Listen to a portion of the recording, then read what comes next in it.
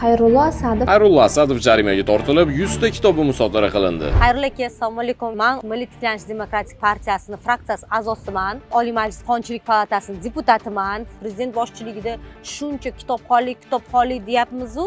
Mana shunaqa holatda sizni bunaqa bo'lib qolgandan biz juda ham nima deydi? Men shaxsan o'zim juda ham xavotirlandim. Juda damkor ayol bor. Juda menga qarshilik ko'rsatdi. Shu bizni asosan shu kitoblar ham qurildi ham.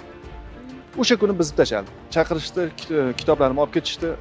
Iltimos qildim, meni katta jarima qildirmanglar. Meni berishga pulim yo'q deb aytdim. Kun bo'yi o'tirib 50 minglik kitob sotdim. Bu kasbni men vatanparvarlik kasbi hisoblayman-da. Ko'chada sotganimdan keyin bu yerga ruxsat berishmaydi-da. Ko'p haydayverishadi. Endi menga kitob bo'lgani uchun, keyin internetda chiqqanim uchun, hurmatim uchun sal menga kamroq deyishadi.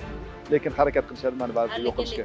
Qonuniy yechimini qilishimiz kerak-da, baribir hammaga, sudga ham, soliq organlariga ham. Va ikkinchi masala, sizni faoliyatingizni qonuniylashtirish, tadbirkorlik bo'yicha biz u hujjatlaringizga ham yordam bermoqchimiz.